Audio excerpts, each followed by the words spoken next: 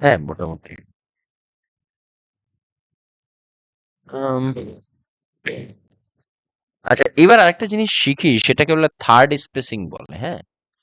বিশেষ করে অ্যাবডোমিনাল সার্জারিতে এটা খুবই দেখা যায়। Specifying third spacing after abdominal surgery. এটা আসলে কি, এটা একটু বোঝার চেষ্টা করি। Likely to occur after major abdominal surgery. The abdominal surgery occurs within 24 to 72 hours after surgery, and it is related increased capillary permeability due to tissue trauma with loss of albumin into the interstitial tissue. Extensive post-operative third spacing can result in hypovolemia. Replacement is critical in this phase to restore. um, একটু দাঁড়াও, বলছিলাম।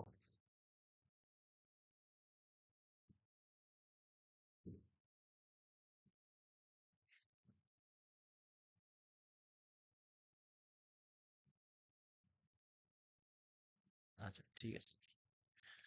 আচ্ছা, বলে fluid replacement is critical in this phase to restore circulatory volume and prevent renal failure and shock. আচ্ছা, তাহলে এই বিষয়টা একটু বুঝায় বলি যে তোমার থার্ড স্পেসিংটা আসলে কি। থার্ড স্পেসিংটা বলতে বোঝায় আমাদের যে ব্লাড, এই ব্লাড থেকে ফ্লুইড বের হয়ে কোনো একটা ওপেন বা খালি জায়গায় বা টিস্যুতে গিয়ে জমা হয়, যেখানে এই যে যেখানে জমা হয় সেখানে কোনো কাজই, সেখানে এই ব্লাড গুলা যে ফ্লুইড বা ব্লাড গুলা যে সে জমা হলো, এর কোনো কাজ নাই। বিষয়টা একটু ইজি করে যদি বলি, আমাদের বডির ফ্লুইড কোথায় থাকে বলো তো? একটা আছে হলো কোষে, মানে ইন্ট্রাসেলুলার, আর একটা হলো ইন্ট্রাভাস্কুলার, তাই না? তবে সবচেয়ে বেশি থাকে হলো আমাদের ইন্ট্রাভাস্কুলার স্পেসে। এই যে এটা, আমাদের দুইটা জায়গায় পানি থাকে, একটা হলো ইন্ট্রাভাস্কুলার, আরেকটা হলো ইন্ট্রাসেলুলার। তবে হ্যাঁ, সেলে খুবই পানি কম থাকে, মানে সামান্য প্লাজমা। প্লাজমা না, ধরো একটু হাত কেটে গেলে একটু প্লাজমা বেরোয় না, এটা এটা হলো ইন্ট্রাসেলুলার। এটা এটা না থাকার মতোই। বাট সবচেয়ে বেশি পানি ধারণ করে হলো ভাস্কুলার, ইন্ট্রাভাস্কুলার স্পেস, যেখানে ইন্ট্রাভাস্কুলার ফ্লুইড হিসেবে ব্লাড থাকে, তাই না? মোস্ট পানিটা থাকে হলো এই জায়গায়। কিন্তু থার্ড স্পেসিং কি?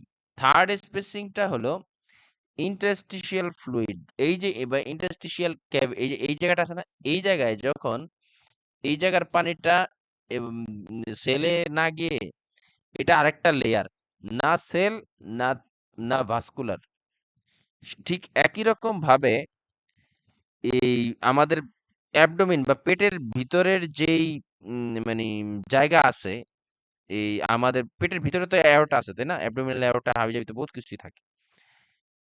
তো অপারেশনের পর কি বলে, অপারেশনের পর আমাদের অ্যাবডোমেনের ভিতরের যেই মানে ভেসেল গুলো আছে, এই ভেসেলের ভিতরের ফ্লুইড কোনো কারণে যদি বের হয়ে আসে, সেটা কই যাবে? পেটের ভিতরেই থাকে।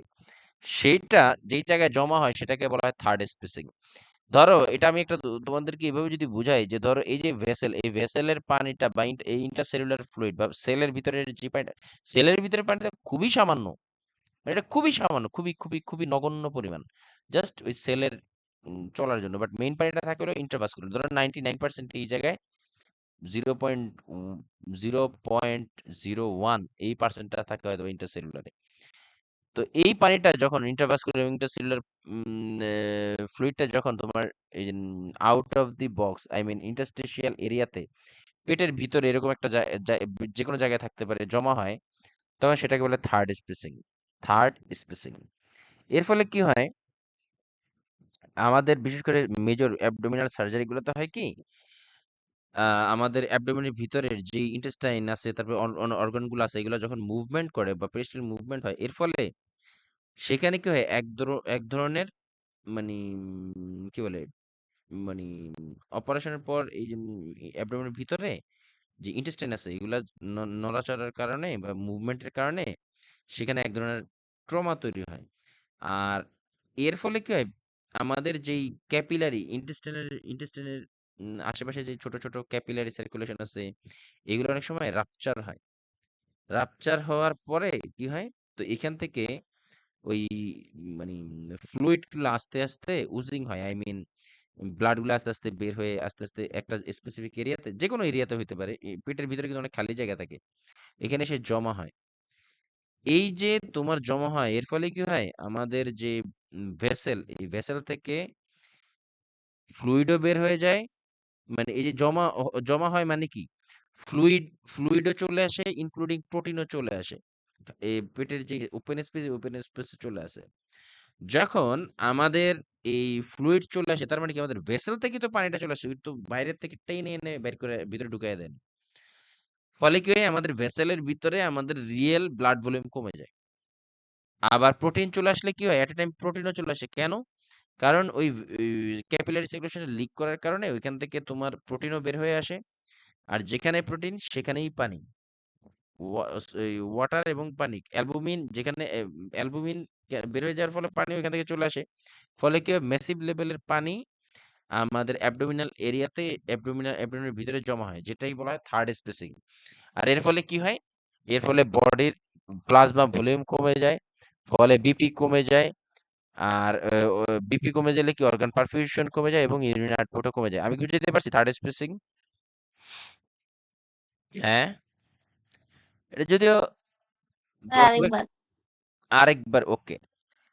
আমি আবার একটু শর্টলি বলি, বিষয়টা হয় কি, এই যে আমাদের অ্যাবডোমিনাল, বিশেষ করে অ্যাবডোমিনাল সার্জারিটাই বেশি দেখা যায়। অ্যাবডোমিনাল সার্জারিতে তোমার যখন ইয়ে হয়, মানে অ্যাবডোমিনাল সার্জারি করা হয়, তা আমাদের ফ্লুইডটা থাকার কথা হলো ইন্টারস্টেশিয়াল, মানে ইন্ট্রাভাস্কুলার স্পেস, মানে ভেসেলের ভিতরে। আর সামান্য খুবই নগণ্য পরিমাণ পানি সেলে থাকে, যদিও সেলে পানি থাকার কথা না। এটা নর্মালি থাকে, কারণ একটু কেটে গেলে পানিটা যে সাদা সাদা যে একটা লিকুইড বের, এটা কোথাকার পানি, এটা হলো মানে সেলের পানি। এখন ইন্টেস্টাইনাল সার্জারিতে যখন আমাদের intestinal surgery, sorry, abdominal surgery করা হয়, তো ওটির পরে তো আমাদের লং টাইম বা কিছু সময় আমাদের পেরিস্টালটিক মুভমেন্ট থাকে না। তারপরে যখন আবার পেরিস্টালটিক মুভমেন্ট হওয়া শুরু করে, তখন এই নাড়াচাড়ার ফলে কিছু মানে রাপচার, কিছু ক্যাপিলারি সার্কুলেশন, ক্যাপিলারি রাপচার হয়। আর ক্যাপিলারি সার্কুলেশন তো একটা পার্ট অফ ভাস্কুলার সার্কুলেশন, তাই না? তো এই রাপচার হওয়ার ফলে কিছু ব্লিডিং তো হয়, এই ব্লিডিংটা আমাদের অ্যাবডোমেনের ভিতরেই জমা হয়। এই রাপচারের ফলে আমাদের এখান থেকে কিছু ফ্লুইড বের হয়ে আসে, তারপরে তোমার অ্যালবুমিন বের হয়ে আসে। ফলে কি হয়, আমাদের এখানে অ্যালবুমিন বের হয়ে আসার ফলে এবং ব্লাড আসার ফলে মোটামুটি ভালো পরিমাণে পানি পেটের ভিতরে জমা হয়। এই যে জমা হয় এটাকে বলা হয় থার্ড স্পেসিং। এর ফলে কি হয়, এই যে ভেসেল থেকে যে পানি বের হয়ে আসলো, তাহলে ভেসেলের ভেতরে ফ্লুইডের ভলিউম কমে গেল।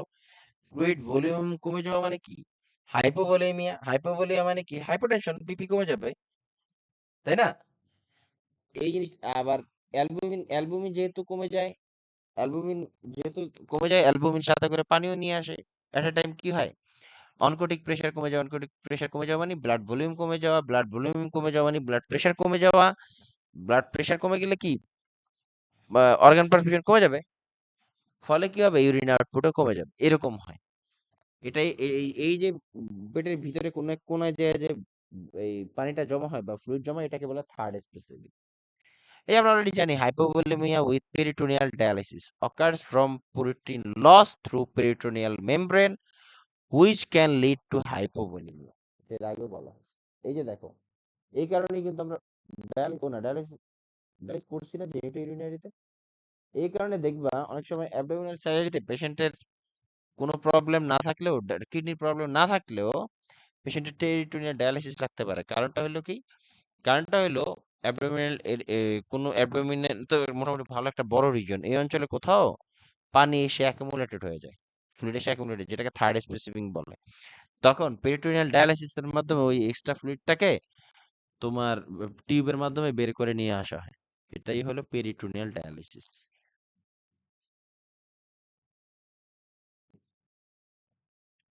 শেষ আমাদের এবার আসি হলো টিচিং রিলেটেড কিছু কথাবার্তা বলি। Instructions for any special care for the wound with staples, মানে স্ট্যাপলার করলে, or sutures, keep the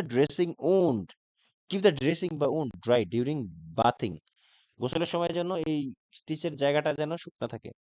with steri strips, no restriction to avoid bathing. Steri strips may fall off by itself over 1 to 2 weeks. ওই যে গাম tape লাগায় না, ওই যে এগুলা প্রায় ভালোই তো 1 থেকে 2 সপ্তাহের মতো থাকে, এবং এটার কোনো রেস্ট্রিকশন নাই, গোসল করা যাবে না এরকম কিছু না। Structures are usually removed, sorry, sutures are usually removed 7 to 10 days after surgery. Staples usually by 7 to 14 days. Avoid weightlifting for any, avoid weightlifting for 6 weeks with major surgery. Patient with abdominal surgery should not lift anything 10 pound or more. Avoid pushing and pulling. Follow up with surgeon as indicated. এই ছিল আমাদের পিরিওপার্টিক surgery.